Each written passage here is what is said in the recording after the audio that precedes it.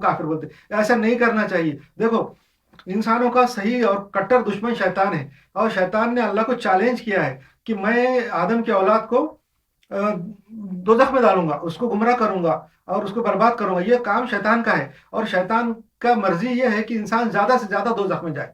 شیطان کی جو مرضی ہے وہ ہے زیادہ سے زیادہ انسان دوزخ میں جائے. اب ہم لوگ اگر ایک دوسرے مسلمانوں کو، فرقوں کو اگر ہم لوگ کافر کافر کافر کہنے لگیں گے تو اصل میں ہم شیطان کے سپورٹر ہیں، شیطان کا ہم کام کر رہے ہیں. شیطان کا جو کام ہے وہی ہم کام کر رہے ہیں، کیونکہ شیطان چاہتا ہے کہ زیادہ سے زیادہ انسان دوزخ میں جائے. اور ہم بھی یہی کر رہے ہیں کہ ایک فرقہ دوسرے فرقے کو کافر کر رہا ہے. ہمارے تمام فرقے دوسرے فرقوں کو کافر کہتے ہیں. کوئی بھی ایک فرقہ ایسا نہیں ہے جو سارے فرقوں کو مسلمان کہتا. سب فرقے ایک دوسرے کو کافر کہتے ہیں. یہ اصل میں ہم جو ہے نا کوئی نیک کام نہیں کر رہے، بلکہ شیطان کے معاون ہیں ہم لوگ، شیطان کے سپورٹر ہیں. شیطان جو یہی چاہتا ہے کہ سارے انسان دوزخ میں جائے.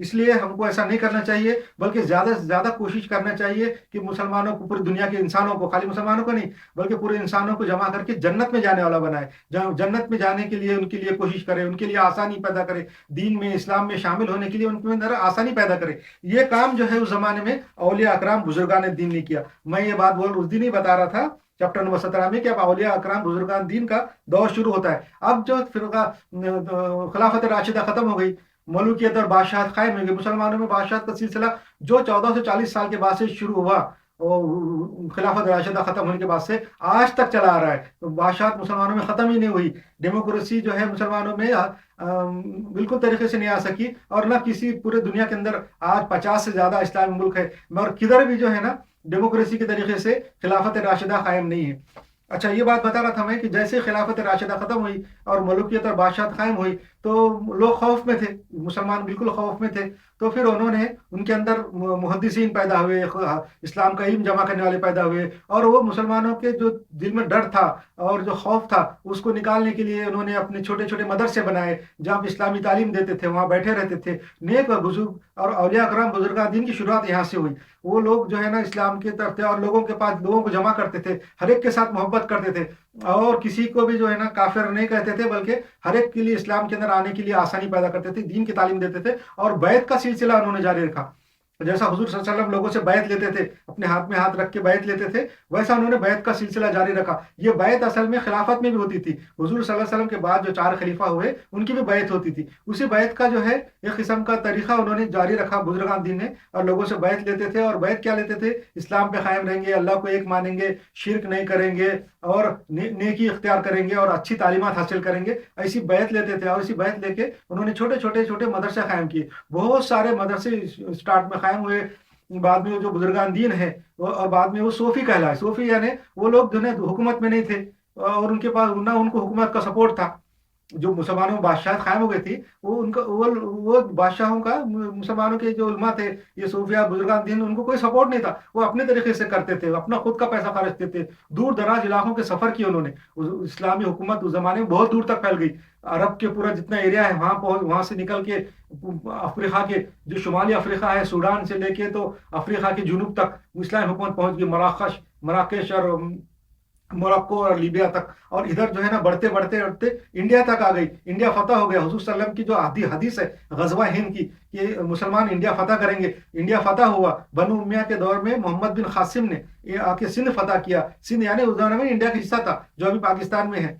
وہ فتح ہوا، وہاں تک حکومت آ گئی. اوپر بڑھتے رشیا کے جو بارڈر تھے چیچنیا تک، اور آگے تک داغستان تک حکومت پہنچ گئی، کاشغر تک پہنچ گئی. اور چائنا کا جو ابھی یوغیر کا علاقہ ہے، شنکیانگ کا، وہاں تک اسلامی حکومت پہنچ گئی. ترکی پورا فتح ہوا. اتنا بڑا مملکت ہو گئی مسلمان بادشاہوں کے زمانے میں. مگر جو علماء تھے، جو بزرگان دین تھے، وہ خود سے اپنی محنت کرتے تھے، خود کا پیسہ، ذاتی پیسہ خرچہ کرتے تھے. دور دراز کے علاقوں میں سفر کرتے تھے. اس زمانے میں نہ گاڑیاں تھی، نہ کوئی ایسے ٹرانسپورٹ کا ذریعہ تھا. اپنے گھوڑوں پہ، گدھوں پہ، اونٹوں پہ، ایسے جانوروں پہ بیٹھ کے اپنی پوری زندگی سفر میں گزار دیتے تھے. 2 سال، 4 سال، 5 سال سفر کرتے رہتے تھے. پوری زندگی 25 سال تک انہوں نے سفر کیا. دور دراز علاقوں میں گئے، لوگوں کو جو ہے تعلیم دی اسلام کی، اور لوگوں سے بیعت لی، کتابیں جمع کری، پیپر لے کے آئے، لکھا، کاغذ لایا. کتنی محنت کی اس زمانے میں. کاغذ میں بتایا کرنسی نوٹ کے برابر ایک کاغذ کی قیمت تھی. اس میں لاکھوں کتابیں لکھی، اتنی بڑی لائبریریاں بنائی.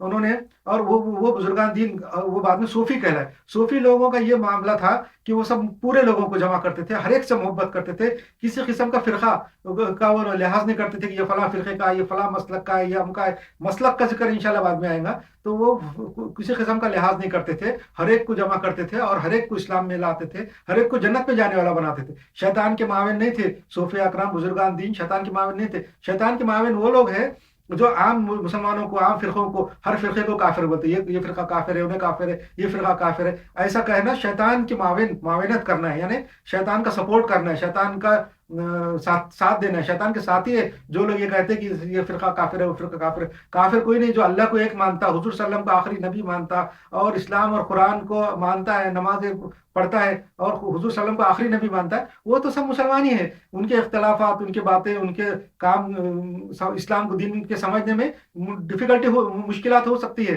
यानी किसी मुश्किलात नहीं, मतलब तब्दीली हो सकती है कि इस्लाम को समझ किसी को ज्यादा समझ में आया, किसी को कम समझ में आया। हर एक का दिमाग, हर एक की अकल बराबर नहीं रहती, इसलिए हर एक का दीन को समझना, कुरान शरीफ को समझना, हदीस को समझने में फर्क हो सकता है। तो लोगों के फर्क होने से कोई आदमी काफिर नहीं हो जाता, काफिर नहीं कहना चाहिए। सब लोगों को मुसलमान कहना चाहिए, जितने फिरके हैं मुसलमानों के, सबको मुसलमान कह के उनको एक जन्नत में जाने वाला बनाना चाहिए और शैतान की मुखालफत करना चाहिए, शैतान का सपोर्ट नहीं करना चाहिए। ये जो उलमा बुजुर्गान दीन थे पहले सूफिया, उनमें बड़े बड़े सूफी पैदा हुए। उनमें चंद नाम मैं दो तीन लेता हूँ कि हजरत जुनैद बगदादी है, हजरत जो है अब्दुल खादर जिलानी है जो बगदाद में, वो भी बगदाद में है। शम्स तबरेजी है। उनके अलावा मौलाना जलालुद्दीन रूमी है। और उसके अलावा और इधर चले आए दूसरी तरफ, ईरान की तरफ और ईस्ट की तरफ, उस जमाने में इंडिया में और उस जमाने में बड़े बड़े सूफी बुजुर्ग पैदा हुए और सबसे मोहब्बत करते थे। किसी को भी, किसी फरके को कभी उन्होंने